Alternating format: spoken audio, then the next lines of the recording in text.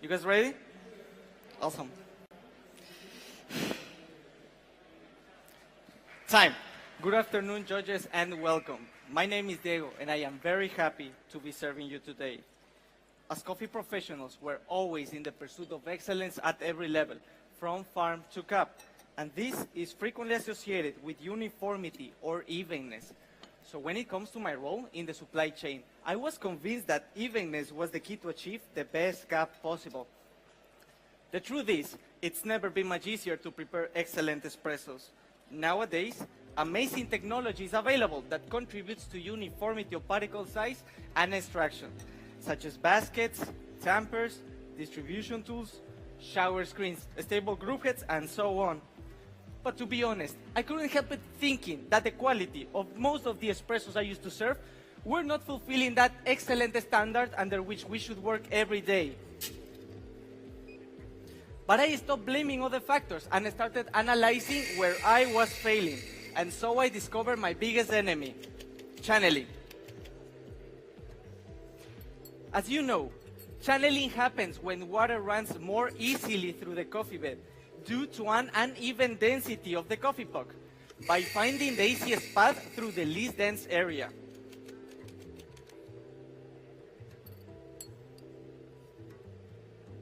And despite of the great tools and machines the industry have developed, channeling is still a problem baristas have to deal with every day, leading to unbalanced shots with certain amount of sourness, bitterness, or astringency in the same espresso. So no wonder why it's a little complicated for some people to really enjoy espressos.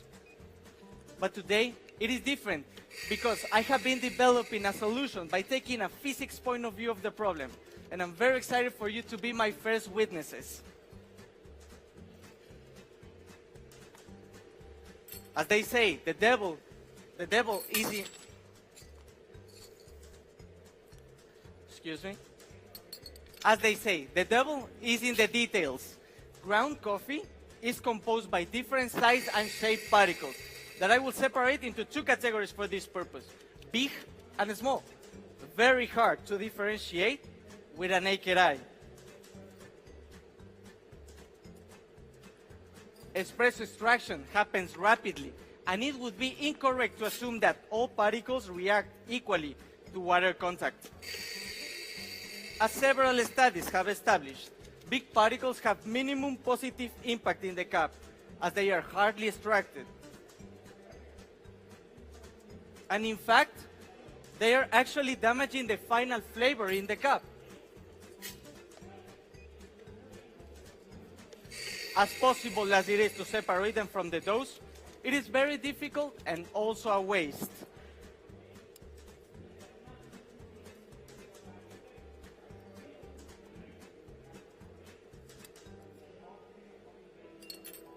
But what if I tell you that we can maximize the extraction by relocating them on top of the coffee bed, so they would be the first to get touched by water?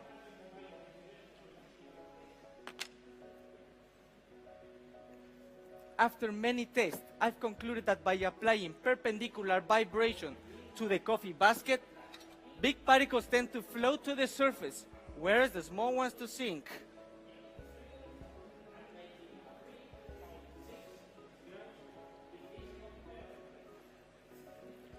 By being the first to get touched by water, and as minor as it may seem, relocation gives the particles more time to absorb water and diffuse a well-developed flavor to the cup.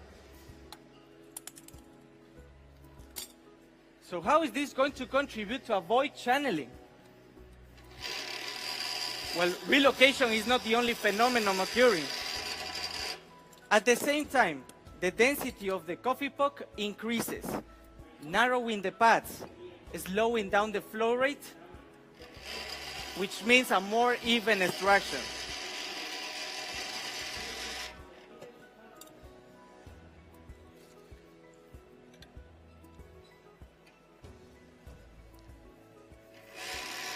Let me show you how this works.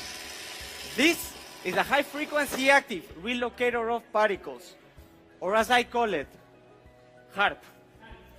Through vibration, it generates a mechanical motion that taps the portafilter at such frequency that it lifts up every particle of the coffee bed.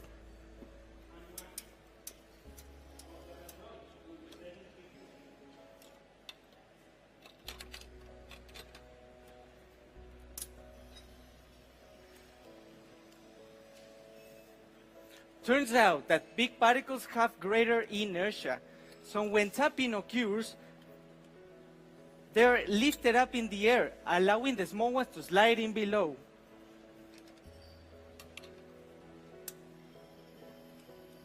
Another physical effect that is occurring is convection, which cycles the particles around, carrying the big ones upwards.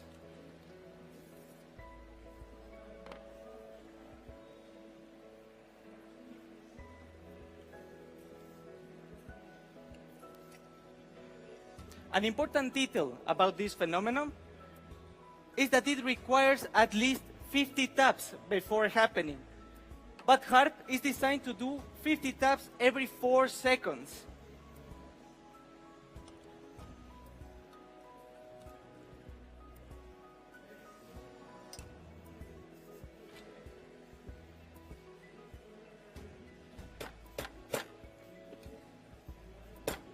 So, in conclusion, through controlled vibration, the density of the coffee packs allows me to get a more even extraction by turning a regular turbulent flow into a laminar flow.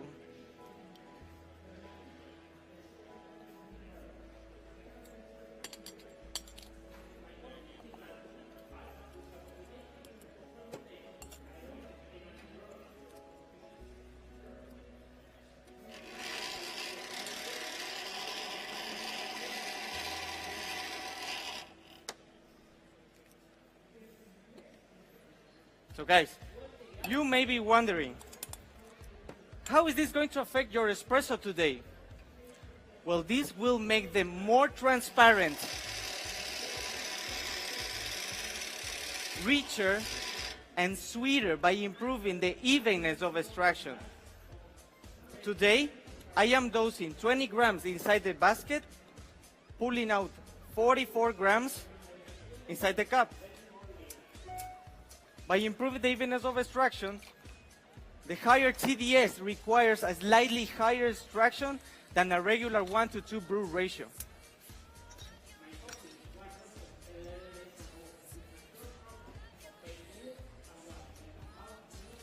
So please, you can expect from this coffee delicate body, but it's very juicy.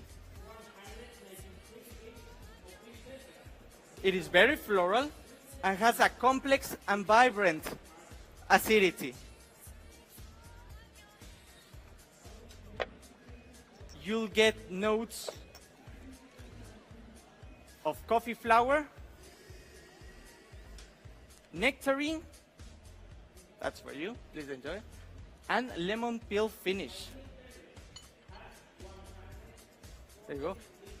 Please, after assessing the crema, stir it at least 15 times, and then you can go ahead and enjoy it. And these cards are for your references. Thank you very much, guys.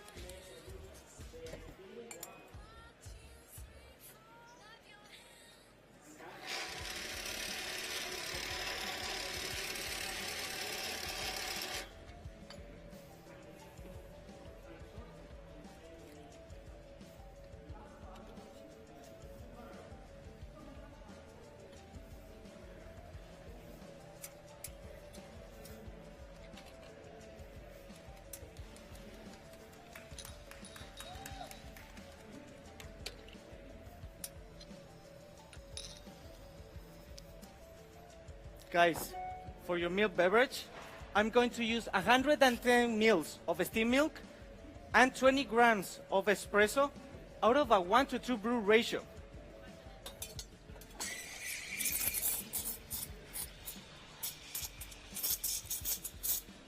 This combination allows me to highlight the aromatics of my coffee that will be represented with flavors of rum raisins, vanilla, and caramel. Oh, excuse me, amaretto.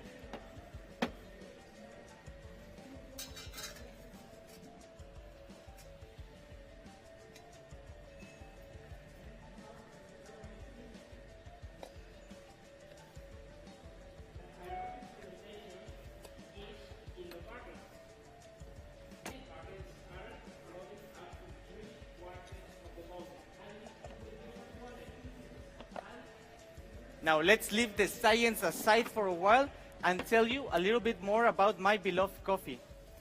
This coffee comes from Hacienda La Papaya, located in Saraguro, Ecuador. I feel very lucky to say that I've been working along with this farm and producer Juan Peña for over 2 years, developing research program focused on coffee quality. Juan is an agronomist that specializes in plant nutrition, as he believes that fertilization has a direct impact in the cap profile, and I believe he's right. For the last 2 years, he's been supplying more potassium throughout the entire farm by using drip irrigation and solid fertilization system. And these have developed more sugars in the cherries and more sweetness in the cup.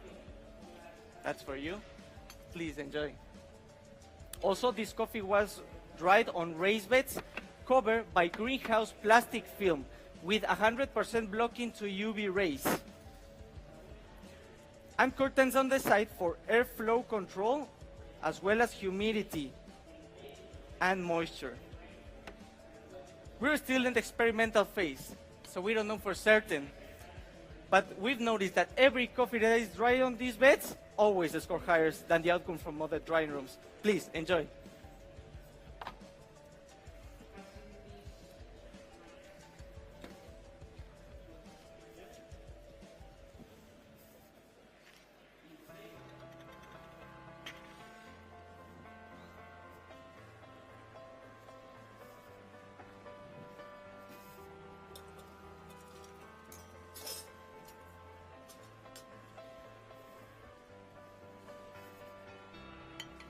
Time check, please. Time check, please. Thank you very much.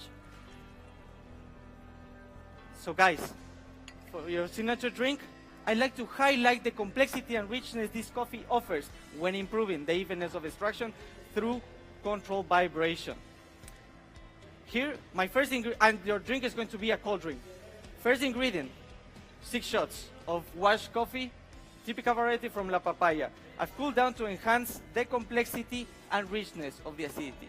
Second ingredient is 2 grams of Ispingo, better known as cinnamon flower. Normally, it is used as an aromatic spice, but today it's going to serve as an aromatic booster. Third ingredient,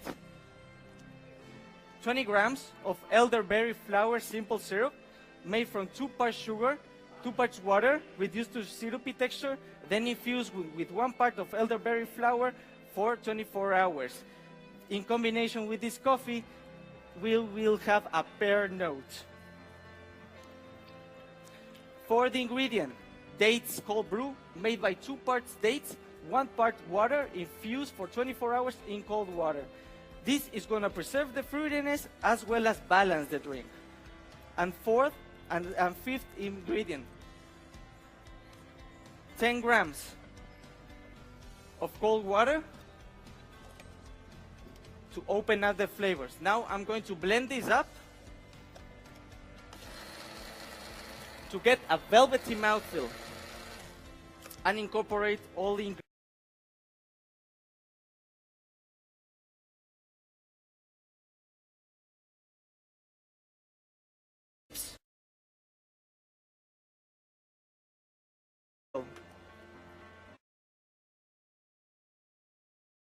Panel 9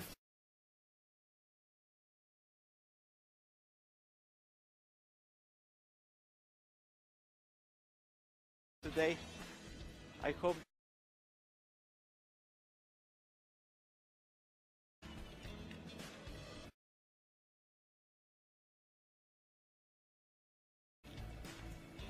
thank you.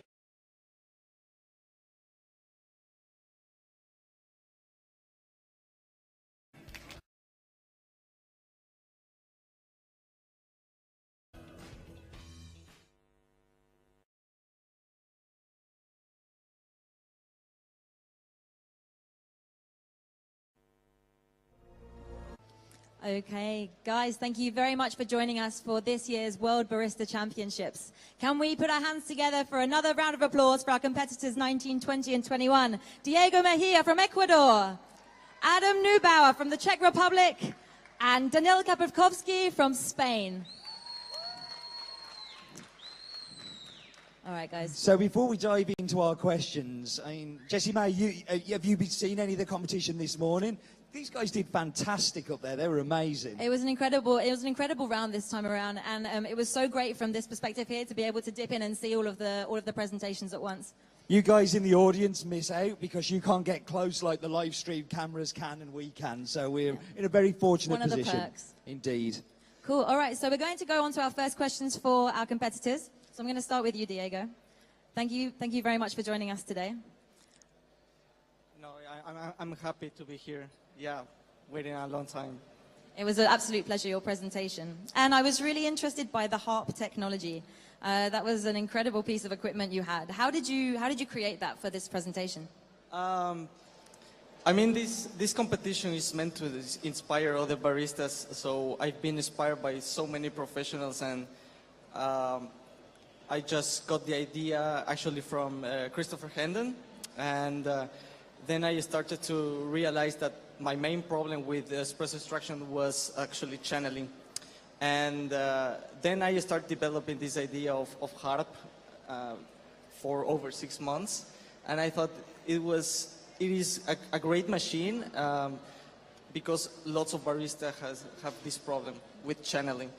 And yeah, I've been working on this device for a long time, and I'm very happy for the world that everybody got to see it finally. It was an amazing piece of kit, and I'm sure that the judges really enjoyed the taste coming from that. Yeah, Diego, I've got a question for you. So a little birdie tells me that you like football. Yes. There's a fairly big tournament going on at the moment. I don't know if you've heard about the World Cup. Yeah, you may not have, because Ecuador don't get there very often. No, and this World Cup has no Ecuador team. And who are you supporting in this year's World Cup then? Well, I've always loved Croatia. Yeah? For not many, a few reasons actually. I just, when I was in elementary school, I did a project about Croatia, and I got in love with that country, but I haven't met... It's a well-known fact that their strip is the finest strip in world football. But I like any South American country to win the World Cup. Fantastic, thank you. Thank you very much. Adam, and Diego, I don't want you to thank Chris Hendon again. He gets enough thanks on this stuff. Like, geez, it's like he owns WBC. But is there anybody else who you'd like to thank in your team who's helped you get here? Absolutely. First, my family, my team, friends, my girlfriend, my grandparents, everybody who supported me back in Ecuador. I wouldn't be able to do this without you. It's a long way, and I will be always grateful to all of you. Thank you from the bottom of my heart. Thanks. Well, I'm inspired by you all, and I'm sure you've inspired people on the live stream at home and here in the audience. But please, once again, put your hands together for all of our barista champions here.